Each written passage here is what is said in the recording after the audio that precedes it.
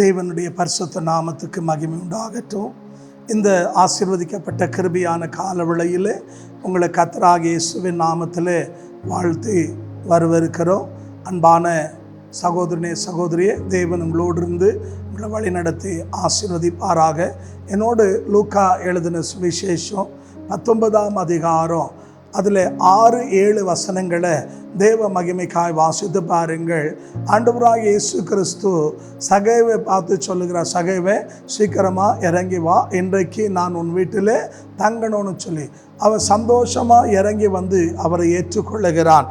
ஆனால் 7ஆம் வசனம் சொல்லுகிறது, அன்பான தேவ ஜனமே, அவனை சுற்றி இருந்த ஜனங்கள்லாம் என்ன சொன்னாங்கன்னா, இந்த பாவியான மனுஷனுடைய வீட்டில் போய் இவர் தங்குறாருன்னு எல்லாரும் முறுமுறுத்தார்கள் என்று வேதம் சொல்லுது. அன்பான தேவ ஜனமே, அவன் எவ்வளோ சந்தோஷமாக இறங்கி வந்தானோ, எவ்வளோ சந்தோஷமாக ஏற்றுக்கொண்டானோ, எவ்வளோ சந்தோஷமாக வீட்டுக்கு அழைத்து கொண்டு போனோன்னு நினச்சானோ, அவ்வளவும் ஒரே வினாடியில் தவிடுபொடி ஆயிடுச்சு. அன்பான தேவ ஜனமே, அவன் வந்து பார்க்க வந்தான். உலகத்தில் யாருக்கும் கிடைக்காத ஒரு பாக்கியம். ஆண்டவர் சொன்னார், நான் வீட்டில் வந்து தங்குறேன் வாப்பா அப்படின்னு சொன்னார். அவ்வளோ பெரிய ஒரு பாக்கியத்தை ஸ்லாக்கியத்தை தேவன் அவனுக்கு தந்தார். ஆனால் ஒரு இமை பொழுதில் என்ன நடந்துச்சு தெரியுங்களா? அன்பான தேவ ஜனமே, இவன் பாவியான மனுஷன் அப்படின்னு சொன்ன உடனே அவன், அன்பான தேவ ஜனமே, அவன் கட்டி வச்சிருந்த எல்லா மனக்கோட்டையும் மண்ணுக்கோட்டையாக மாறி போச்சு. பிரியமான தேவ ஜனமே, பல நேரங்களில் நம்ம வாழ்க்கையில் கூட பிரியமானவுள்ள நம்ம கூட என்னங்க ரொம்ப சந்தோஷம், ஏசாமி வீட்டுக்கு வராருன்னா உலகத்தில் அது யாருக்கும் கிடைக்காத ஒரு பாக்கியம், இன்பம். ஆனால் அன்பானவுள்ள பாவியான மனுஷன் சொன்ன உடனே அங்கே அவனுக்குள்ள ஏதோ என்னங்க ஜனங்களுக்கு அருவருப்பான என்னங்க ஜனங்களுக்கு பிடிக்காத ஒரு தகாத வாழ்க்கை அவன் வாழ்ந்துட்டு இருந்தான். உடனே அவன் என்ன பண்ண தெரியல, எப்போ ஜனங்க பேசுனாங்களோ உடனே நின்று சொல்கிறான், ஆண்டவரே, அநியாயமா நான் யாரிடத்துலையாவது வாங்கியிருந்தா நாளத்தனையாய் தருகிறேன். அன்பான சகோதரனே சகோதரியே, அவன் என்ன உணர ஆரம்பித்தான்னா, அநியாயமாக சம்பாதிக்கிற பணம் ரொம்ப நாள் நிலைச்சிருக்காது.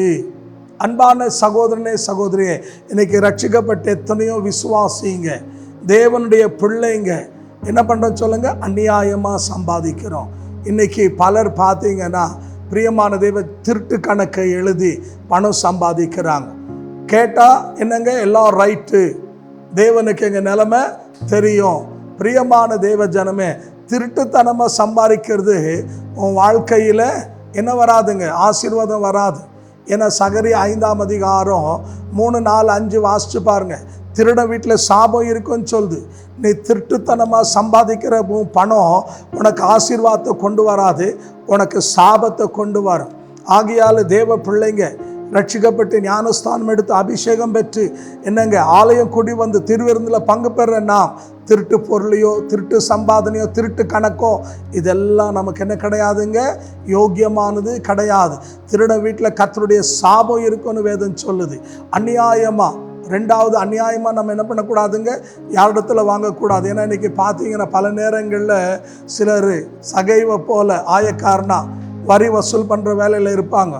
ஆனால் பார்த்தீங்கன்னா எல்லாமே எப்படி வாங்குவோம் சொல்லுங்கள், எல்லாம் திருட்டு கணக்குங்க போட்டு என்னங்க வைப்பாங்க. லஞ்சம் வாங்கக்கூடாதுன்னு வேதம் சொல்லுது. லஞ்சம் வாங்கினா நீதிமானுடைய கண்ணு கூட குருடாயிடும், பணம் வந்து என்ன ஆக்கிடுங்க, குருட்டாக்கிடும். ஆகியால் நீதிமானவனையும் கெட்டவனாக மாற்றிடும். ஆகியால் லஞ்சம் வாங்குகிற வேலைங்கெல்லாம் நம்ம செய்யக்கூடாது. நீ லஞ்சம் வாங்கினேன்னு வச்சுக்கோ, வாங்கும்போது நல்லா இருக்கும், நீங்கள் அதனால் கொஞ்ச காலம் சுகமாக சந்தோஷமாக என்ன பண்ணலாம், வாழலாம், சொத்து சுகம் சேர்த்து வைக்கலாம். ஆனால் பின்னால் அன்பான தேவ ஜனமே, உன் உடம்புல ஏதோ ஒரு பகுதியில் அன்பான ஏதோ ஒரு சின்ன வியாதி வரும்.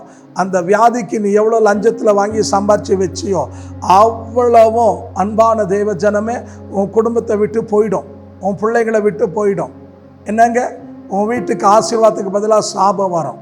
எனக்கு ஒருத்தர் தெரியும், அவர் நல்ல விசுவாசி, இன்கம் டேக்ஸ் கமிஷனராக இருந்தவர். அன்பான தேவ ஜனமே, அவருக்கு 3 பொட்ட பிள்ளைங்க, ஒரு ஆண் பிள்ளை. ஆனால் நீங்கள் பார்த்தீங்கன்னா அவர் எவ்வளோ வாங்கினார், லஞ்சம் கிஞ்செல்லாம் வாங்கி பணம் கிணெல்லாம் சேர்த்து வச்செல்லாம் பண்ணாங்க. நான் கடைசியில் பார்த்தீங்கன்னா பிரியமானவர்களே, அவங்க பிள்ளைங்க ஒரு பிள்ளை வாழா வெட்டியாக வந்துடுச்சு. பிரியமான தேவ ஜனமே, ஒவ்வொரு பிள்ளைகளுடைய வாழ்க்கை ஒவ்வொரு விதமாக மாறி போச்சு. யோசிச்சு பாருங்கள், லஞ்சத்தில் சம்பாரித்த பணத்தை வச்சு என்ன சாதிக்க முடிஞ்சிச்சு? ஒன்றும் கிடையாது. வீடு ஃபுல்லாக வெறியும் சாபத்தை சேர்த்து வச்சுக்கினான். ஆகையால் தேவ பிள்ளைகளாக இருக்கிற நாம், அன்பான தேவ ஜனமே, தேவனுடைய வசனத்துக்கு ஏற்றபடி நாம் என்ன பண்ணணும்? வாழணும். மற்றவங்க வாழ்கிறாங்களோ இல்லையோ, மற்றவங்க செய்கிறாங்களோ இல்லையோ, பிரசங்கிக்கிற நான் செய்யணும், கேட்குற நீ செய்யணும். அன்பான தேவ ஜனமே, இயேசு கிறிஸ்து வெறியும் சொல்லிட்டு போக வரல, என்னங்க செஞ்சு காட்டினார், வாழ்ந்து காட்டினார். அவரை போல நீங்களும் நானும் வாழணும். மூணாவது, நம்ம என்ன பண்ணக்கூடாதுங்க? ஒன்று, திருட்டு கணக்கு எழுதக்கூடாது. ரெண்டாவது, லஞ்சம் வாங்கக்கூடாது. மூணாவது, வட்டி கூடக்கூடாது. ரட்சிக்கப்பட்டு ஞானஸ்தானம் எடுத்த தேவ பிள்ளைங்க என்ன பண்ணக்கூடாது? வட்டிக்கு விடக்கூடாது. ஏன்னா சங்கீதம் 15ஆம் அதிகாரம் 5ஆம் வசனம் சொல்லுது, உன் பணத்தை வட்டிக்கு கொடுக்காமல் இருப்பாயாக என்று சொல்லி. அப்போது இதெல்லாம் என்ன தெரியுங்களா? நம்ம வீட்டுக்கு சாபம். நான் தைரியமாக சொல்லுவேங்க, நான் ஊழியம் செய்கிற எல்லையில் எத்தனையோ பேர் வட்டி கொடுக்குறவங்க இருக்கிறாங்க. ஆனால் நீங்கள் பார்த்தீங்கன்னா அவங்க பிரியமான தேவ ஜனமே லட்சக்கணக்கில் சம்பாரிச்சாங்க. அவங்களுக்கு வியாதி வரும்போது, அன்பான தேவ ஜனமே, அவங்கள கொண்டு போய் ஹாஸ்பிட்டலில் அட்மிட் பண்ணும்போது, அவங்க பார்த்தீங்கன்னா ஒவ்வொரு தடவை ஹாஸ்பிட்டல்லேருந்து வெளியே வரும்போது, பிரியமான தேவ ஜனமே 25 லட்சம், 30 லட்சம், 40 லட்சம் அன்பான தேவ ஜனமே பணத்தை ஹாஸ்பிட்டலில் கட்டி என்னங்க அவங்கள வெளியே கொண்டு வந்தாங்க. சிலர் பணமாக வந்தாங்க, சிலர் பிரியமான குற்றுயிராக வந்தாங்க. இப்படியெல்லாம் வாழ்க்கையில் சாபங்களை அனுபவித்தார்கள். அப்படின்னு அர்த்தம் என்னென்னா, வானம் மாறும், பூமி மாறும், தேவ வசனம் மாறாது. நம்ம தேவ வசனத்துக்கு விரோதமாக எதை தேவன் செய்யாத என்றாரோ அதை நம்ம செய்யக்கூடாது, எதை செய்ய என்றாரோ அதை நம்ம செய்யணும். அப்போ தான் நம்ம வாழ்க்கை ஆசீர்வாதமாக இருக்கும். ஆகையால் தான் ஜனங்க எப்போ முறுமுறுத்தாங்களோ, சகை என்ன பண்ணிட்டான் தெரியுங்களா? நின்று அநியாயமாக வாங்கியிருந்தா 4 தரேன், 1 வாங்கியிருந்தா 4 திருப்பி தரேன்னார். எனக்கு ஒரு ஊழியக்கார் தெரியும். அவர் வேலை செய்யும்போது அவருடைய வேலை ஸ்தலத்திலிருந்து சில திருட்டு பொருளெல்லாம் கொண்டு வந்து வச்சுட்டு இருந்தார். ஆனால் அவர் ரட்சிக்கப்பட்டு சத்தியத்தை கேட்ட உடனே அந்த கம்பெனியில் அவர் சூப்பர்வைசராக இருந்தவர்.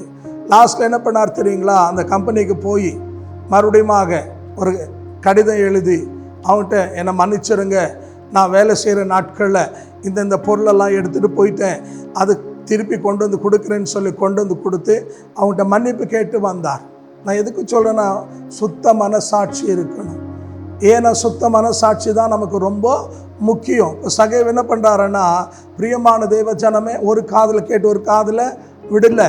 அவர் அந்த ஜனங்க சொன்ன உடனே அவர் உடனே மனம் திரும்புகிறார், உடனே தீர்மானம் பண்ணுகிறார், உடனே ஒப்புரவாகுகிறார். ஏன்னா அநியாயமாக வாங்கி இந்த 4 தரேன், அது மாத்திரமல்ல என் ஆஸ்தியில் பாதி ஏழைகளுக்கு கொடுக்குறேன். சேரிட்டி ஒர்க் செய்ய ஆரம்பித்தார், சோஷியல் ஒர்க் பண்ண ஆரம்பித்தார், எளியவர்களுக்கு கொடுக்க ஆரம்பித்தார். ஏசாமி வந்தா நம்ம வாழ்க்கை எப்படி இருக்கணும் சொல்லுங்கள்? வெள்ளை ஷீட்டை போல இருக்கணும்.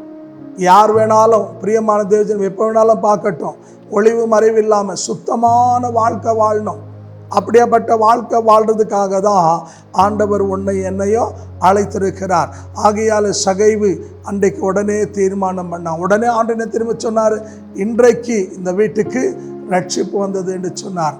அன்பான தேவஜனமே, நீ எப்போ விட வேண்டியதை விடுறியோ அப்போ தான் உன் வீடு ஆசீர்வதிக்கப்படும், அப்போ தான் உன் வீடு தேவ பிரசன்னத்தினால் இருக்கும், அப்போ தான் உன் வீடு பரலோகமாக மாறும், அப்போ தான் உன் சம்பாதனை நீ சாப்பிடுவ, அப்போ தான் நீ அநேகருக்கு சாட்சியாக இருக்க முடியும். இல்லைன்னா நீ பிரியமான தேவ ஜனமே பலருக்கு பரிகாசமாக கேலியாக காணப்படுவ. உன்னால் தேவனுடைய நாம தூசிக்கப்படும். 2வது, நீ வாழ்நாளெல்லாம் ஆசீர்வாதமாக இருக்க மாட்டேன், சாபமாக இருப்பேன். ஆகையாலே பிரியமானே, நீங்கள் உபாகமம் 11ஆம் அதிகாரம் 26, 27 வாசிச்சு பாருங்கள். ஆசீர்வாதம், சாபம் இருக்குது, ஜீவன் மரணம் இருக்குது. எதை வேணுமோ அதை நீ தெரிஞ்சுக்கோ. நீ நல்லா இருக்கணுமா? வசனத்துக்கு கீழ்ப்படி, விட வேண்டியதை விடு. கர்த்தர் உன்னையும் உன் குடும்பத்தையும் உங்களை சார்ந்த எல்லாரையும் தேவன் ஆசீர்வதிப்பார். எத்தனை பேர் விசுவாசிக்கிறீங்க? இருக்கிற இடத்துல தலைகளை தாழ்த்தி கண்களை மூடி ஜெபிப்போம். கர்த்தர் நம்மோடு பேசியிருக்கிறபடினால கேட்ட வார்த்தைக்கு நம்மை தாழ்த்தி ஒப்பு கொடுத்து இன்றைக்கி ஒரு தீர்மானம் பண்ணுவோம். கர்த்தர் நம்மை ஆஸ்வதிப்பார். நல்ல பிதாவே, இந்த கிருபையான காலவேளைக்காக நன்றி. சகைவை பார்த்து பாவியான மனுஷனோடு அன்றே போறாரேன்னு சொன்ன உடனே அவன் நின்று அநியாயமாக வாங்கியிருந்தான், 4 தரேன்னு சொன்னான். அன்றை இன்னைக்கு நாங்களும் மனம் திரும்ப அன்றைய சமீபத்திலும் தூரத்திலும் கேட்குற ஒவ்வொரு பிள்ளைகளும் தேவனின் கர்த்தாவே தேவரி எங்களால் தேவனுடைய நாமம் வீண்டில் விளங்காதபடிக்கு அன்று அநியாயமாக சம்பாதிக்காதபடி திருட்டு கணக்கு, லஞ்சம் வாங்குறது, வட்டி கூடுறது, அன்று இப்படிப்பட்ட பாவமான அன்று தேவரி குறுக்கு வழியில் சம்பாதிக்கிற எல்லா அநித்தியமான சம்பாதனைக்கு தேவன் விலக்கி அன்று உன் பிரயாசத்தை நீ சாப்பிடுவேன்னு சொன்னீர. ஒவ்வொரு பிள்ளைகளும் நீதியா நேர்மையா சம்பாதிக்க அன்று யோசேப்பை அடிமைத்தனத்திலிருந்து அன்று உயர்ந்த நிலைக்கு கொண்டு வந்த தேவன் அன்று இந்த வார்த்தை கேட்டு ஒப்பு கொடுத்து எல்லா பிள்ளைகளுடைய குறைகளை நிறைவாக்கும். ஆமாம் ஆண்டவரே, சிங்கக்குட்டிங்க பட்டினியாக இருக்கும், உம்மை தேடல் குறைபடாது என்று சொன்னீரே. யாரெல்லாம் உணர்ந்து அன்று விட வேண்டியதை விட்டு மனம் திரும்புகிறாங்களோ அத்தனை பேரையும் ஆண்டவரே பிலிப்பியர் 4:19 என் தேவன் கிறிஸ்துவுக்குள்ள என் குறைகள் எல்லாம் நிறைவாக்குவார் என்று சொன்ன வார்த்தையின்படி எல்லாருடைய குறைகளை நிறைவாக்கும். சம்பூர்ணமாய் ஆசீர்வதியும், தேவைகளை சந்தியும், அற்புத அடையாளங்களை செய்யும், நாமத்தை மகிமைப்படுத்தும். இயேசுவின் நாமத்தில் பிதாவே, ஆமென், ஆமென். தேவன் உங்களை ஆசீர்வதிப்பாராக.